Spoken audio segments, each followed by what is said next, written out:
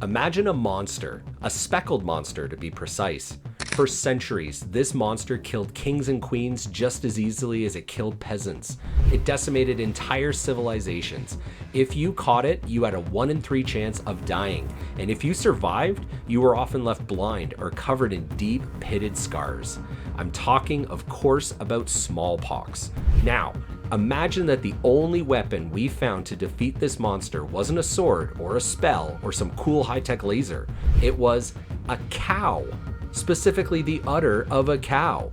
Today on Phrases Explained, we are looking at a word you have likely heard 1,000 times, especially in recent years, vaccine. But did you know that every time you say that word, you are essentially speaking Latin for of the cow?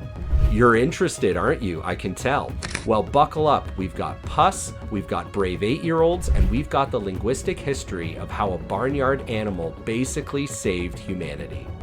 Before we get to the actual word vaccine, you first have to understand the nightmare that came before vaccines. In the 18th century, smallpox was the ultimate reaper, and people were desperate. They didn't have vaccination yet. Obviously, they didn't have vaccine yet.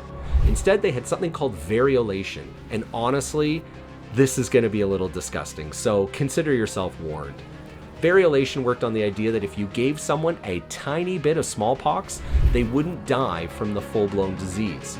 So doctors would take scabs, yes, actual scabs from a sick patient, grind them into powder, and, well, snort them. Yeah, snort them. Or they would slice your arm open and rub the infectious matter right into your blood. Oh, this was called inoculation, which honestly is itself kind of a fun word origin. It comes from the Latin word oculus, which means eye or bud, kind of like grafting a plant bud onto a tree. Neat, huh? So, how did this super gross process work? Well, it kinda sorta worked okay, usually, but sometimes, well, spoiler alert, sometimes it just gave you full-blown smallpox and you died. Or you started a new epidemic in your village. So it was a gamble. They were basically saying, here, have a little bit of death, and I sure hope it doesn't turn into a lot of death. Clearly, humanity needed something safer. We needed a miracle, or, as it turned out, we needed a milkmaid. Enter Dr. Edward Jenner. He was a country doctor in Gloucestershire, England in the late 1700s. At the time, there was a rumor floating around the countryside, bit of an old wives' tale, if you will. The local dairy farmers claimed that milkmaids never caught smallpox. Kind of weird, right? So Jenner looked into it. He realized that milkmaids had incredibly clear skin, but why? Well, it was because they spent their days handling cow udders. This won't be new information to the veterinarians in the audience, but occasionally cows would get a mild infection called cowpox. It was annoying for the cow, and if a milkmaid touched the infected udders, she would get a few sores on her hands and a bit of a flu-like thing for a few days. But that was it. It was pretty mild, all things considered. But Dr. Jenner had a light bulb moment. What if this mild disease, cowpox, was a shield for the milkmaids? What if catching the cow version taught the human body how to fight the human version? So he had a theory, but to prove it, he had to do something so insane that it would get him arrested today. May 14th, 1796. This is the actual birthday of the vaccine. Dr. Jenner finds a young milkmaid named Sarah Nelms who has fresh cowpox lesions on her hand. She had caught it from a cow named Blossom. And yes, side note, we actually know the cow's name. Believe it or not, Blossom's hide hangs in a medical library in London to this day. A true hero, way to go Blossom. Anyway, Jenner takes some fluid from Sarah's cowpox sore. He then finds his gardener's 8-year-old son, a kid named James Phipps. And now here comes the arrestable offense I mentioned earlier. First, Jenner cuts the boy's arm and inserts the cowpox pus. He inserts cowpox into an 8-year-old boy.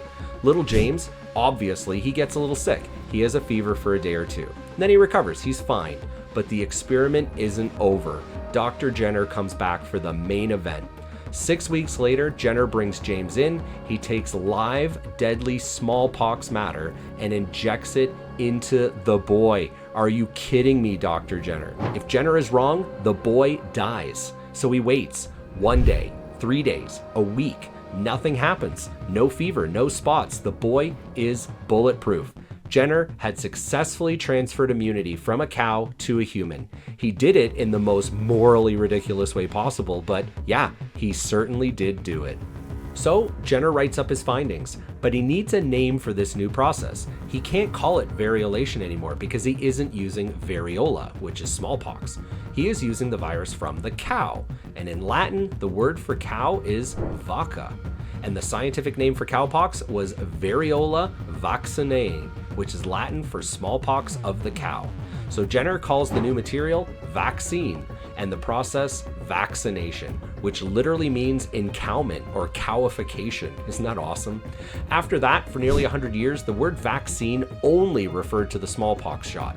If you got a shot for something else, it wasn't technically a vaccine. It wasn't until 1881 that the famous Louis Pasteur, the pasteurization guy, he developed shots for chicken cholera and anthrax. He didn't use cows for those, but he admired Dr. Jenner so much that he decided to expand the definition.